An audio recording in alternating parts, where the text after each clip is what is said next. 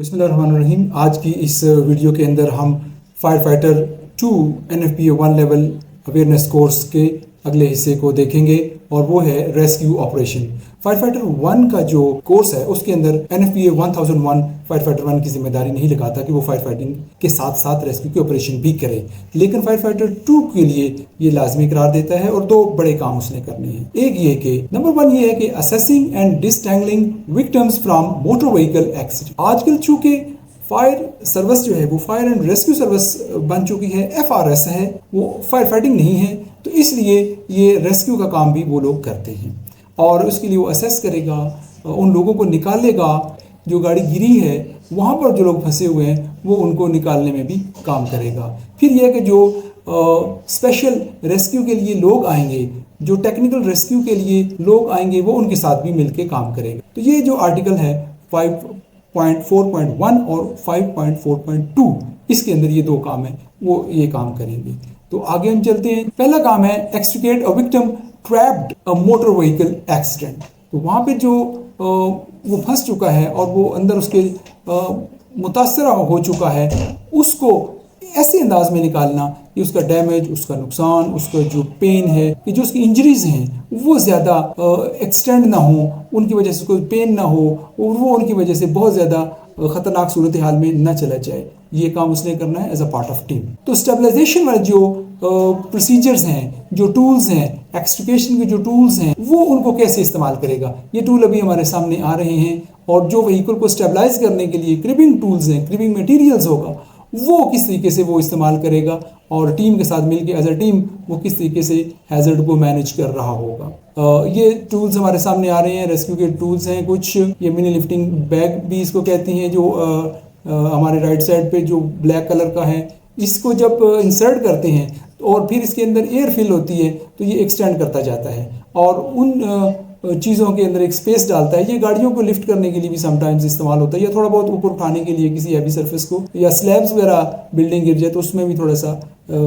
थोड़ी हद तक, जिस हद तक इसकी कैपेसिटी होती है, ये उस तक उठा सकता है।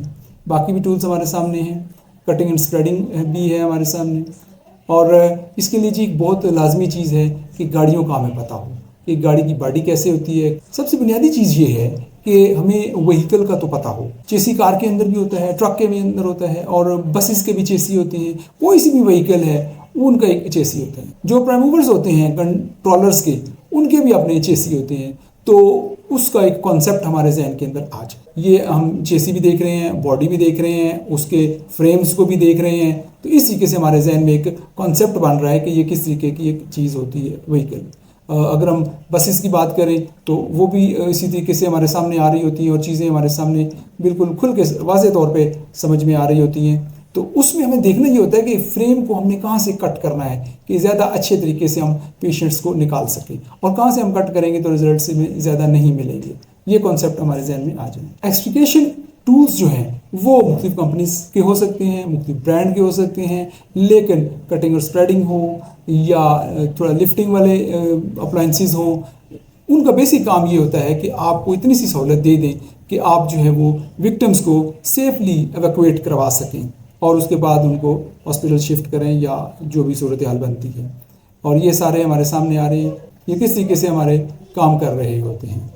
और हमें इस चीज़ में जानने की ज़्यादा ज़रूरत है कि कौन से उसके स्ट्रॉन्ग पॉइंट्स होते हैं और कौन से वीक पॉइंट्स होते हैं एक बॉडी के, तो हम एक अच्छे तरीके से वहाँ पर काम कर सकते हैं। Danger associated with vehicle components and systems, तो हम ये देखें कि उसके अंदर एक बैटरी होती है, फ्यूल का टैंक होता है और उसका अपना एक मटेरियल होता है जो बर्न हो सकता है। तो उस हवाले से हमें उसकी कंपोनेंट्स को समझना है कि गाड़ी क्या होती है, सिस्टम्स काम कर रहे होते हैं।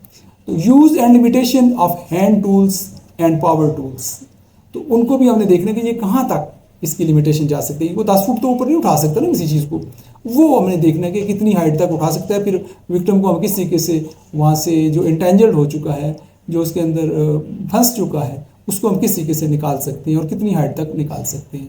ये सारी बातें, सेफ्टी प्रोसीजर्स भी हमने इस्तेमाल करने हैं। फिर ये गाड़ी के तमाम सिस्टम हमारे सामने आएँ जी, समझ में आएँ। और ये जो हमारे पास शोरिंग के टूल्स होते हैं, शोरिंग के टूल्स जो होते हैं वो चीज़ को उठाने के लिए और एक स्पेस देने के लिए या सपोर्ट देने के लिए भी समटाइम्स हो सकते हैं।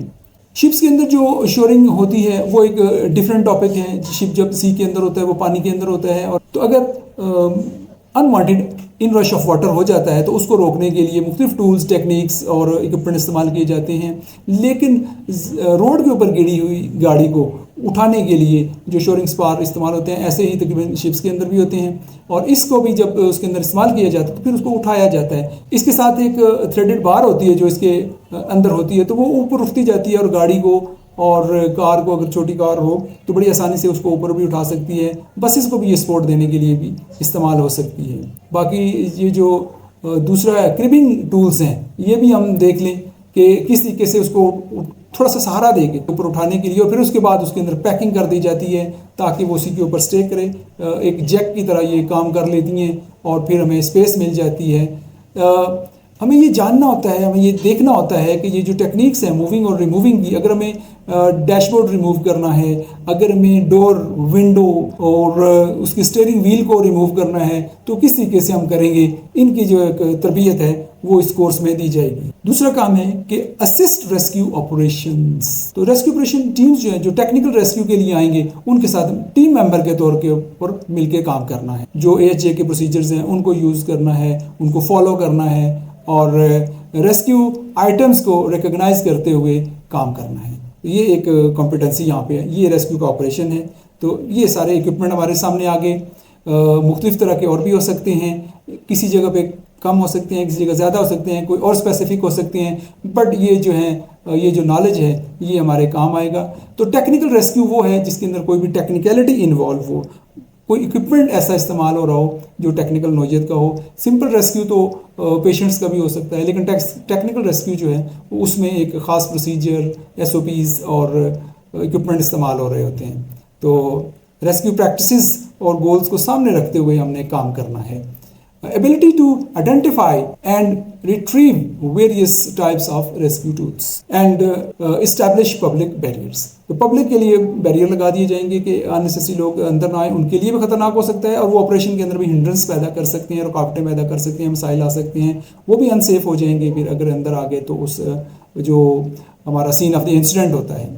Assist rescue team as a member of team. अभी तक के लिए इतना ही, और इंशाल्लाह हम अगले टॉपिक के साथ, जो कि इंशाल्लाह हम कोशिश करेंगे कि हमारा आखिरी टॉपिक हो फायर फाइटर 2 का, तो उसके साथ हमारा कोर्स मुकम्मल हो जाएगा। लेकिन चैनल सब्सक्राइब करना और शेयर करना और इसको दूसरों तक पहुँचाना, ये आप करते रहिए। अल्लाह हाफिज़।